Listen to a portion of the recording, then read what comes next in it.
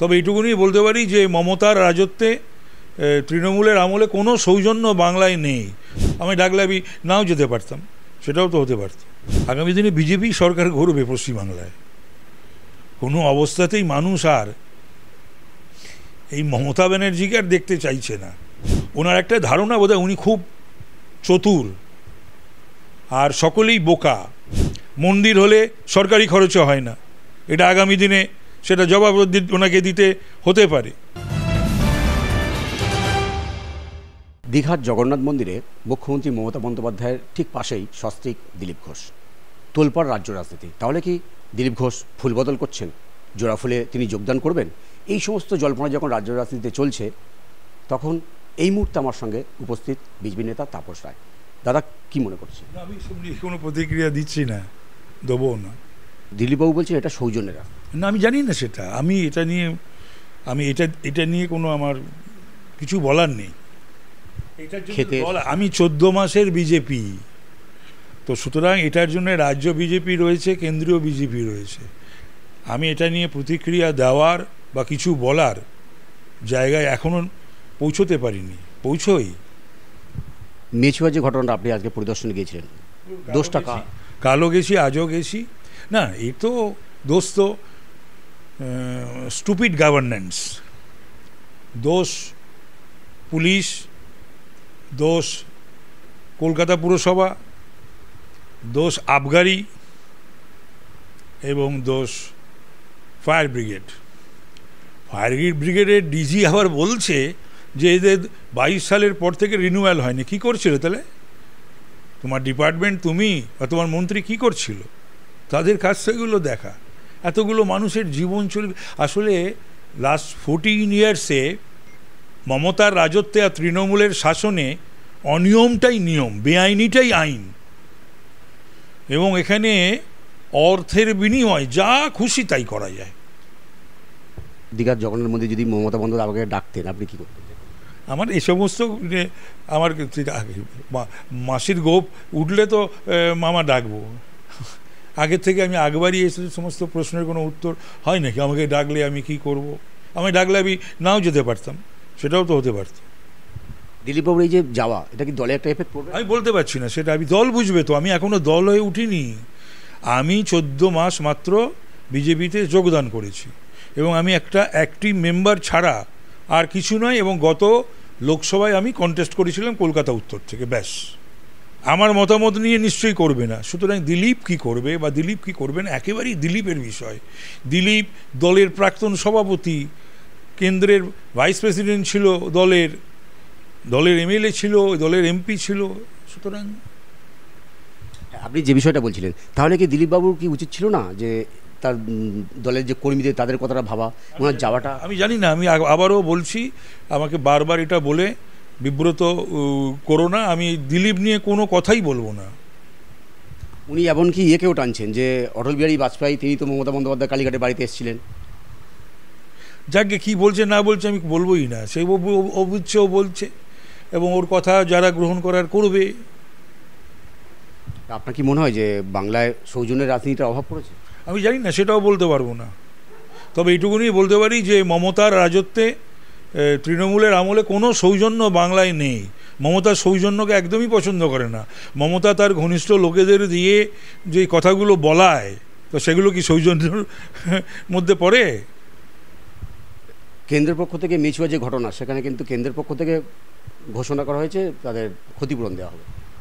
ভালো তো, তো ভাবা যায় না। মানে এইরকম ব্যস্ততার মধ্যেও এখন যেখানে ন্যাশনাল ইন্টারন্যাশনাল বিষয়গুলো নিয়ে ওনাকে সময় দিতে হচ্ছে মাননীয় প্রধানমন্ত্রীকে, তার মধ্যেও তিনি এই যে কলকাতার বা বাংলার এই দুর্ঘটনার কথা ভেবে তিনি আহত নিহতদের পরিবারের পাশে দাঁড়িয়েছেন এবং ক্ষতিপূরণ ঘোষণা করেছেন। তাতে সত্যি আমরা আপ্লুত। 26-এর সামনে বিধানসভা নির্বাচন, বিজেপিকে কি মনে হয় ঘুরে দাঁড়াতে পারবে? আগামী দিনে বিজেপি সরকার গড়বে পশ্চিমবাংলায়।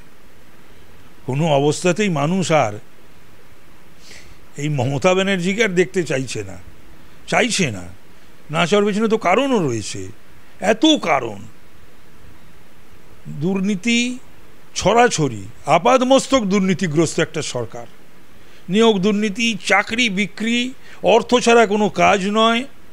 মোথাবাড়ি থেকে শামশেরগঞ্জ হিন্দুদের যেভাবে জবাই করা হচ্ছে, কুরবানি দেওয়া হচ্ছে, বিধায়করা, পদাধিকারীরা, মন্ত্রীরা যে ভাষায় কথা বলছে, নিজেও ওই পদে, ওই চেয়ারে থেকে সংবিধানের শপথ নিয়ে ওইসব বলা যায় না। তারপরে অভয়াকাণ্ড, এই সমস্ত মিলার উনি শুধু পয়সা দিয়ে মুখ বন্ধ করতে চান। উনি এটা জানেন না যে সকলে ওনাকে ঘিরে যে স্তাবক পরিবৃত, হ্যাঁ, বা লম্পট পরিবৃত, উনি এটা জানেন না যে সকলে পয়সার কাছে বিক্রি হয় না, আর সকলে পয়সা নিতে চায় না। এই তো হরগোবিন্দ দাস এবং চন্দন দাসের পরিবার রিফিউজ করেছে, শুভেন্দুর অর্থ গ্রহণ করেছে। এই যে অভয়া তিলোত্তমার মা বাবা রিফিউজ করেছে সরকারি অর্থ, এবং তার আগেও ওই ডিসি নর্থকে দিয়ে টাকা ঘুষ, মানে একেবারে একটা ঘুষ দেওয়া নেওয়ার সরকার।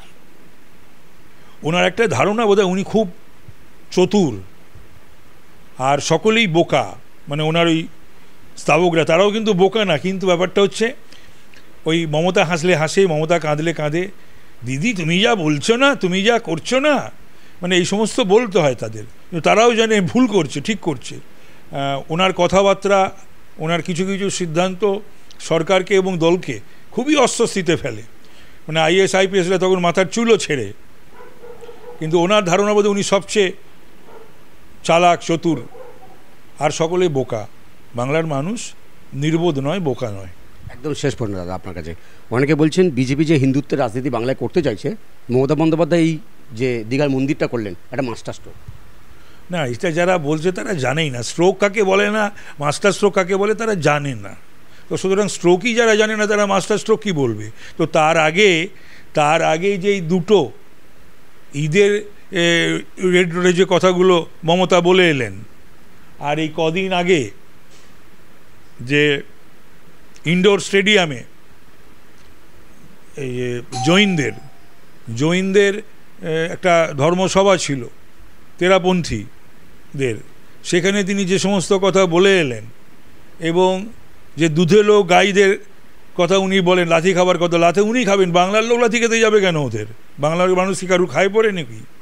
তারপরে বিধানসভায় রেকর্ডেড স্পিচ শুভেন্দুর দিকে তাকিয়ে এবং বিজেপি বিধায়কদের দিকে তাকিয়ে যেটা উনি বললেন যে এরা যদি মুভমেন্টের নামে সামলাতে পারবেন, তো এটা বলা যায় না, বিধানসভায় বলা যায় না, জনপ্রতিনিধি হিসেবে বলা যায় না, আর ওই চেয়ারে বসে বলা যায় না, এবং রেকর্ডেড স্পিচ। তো এই সমস্ত বলার পর যারা মাস্টার স্ট্রোক বলে তারাই স্তাবক,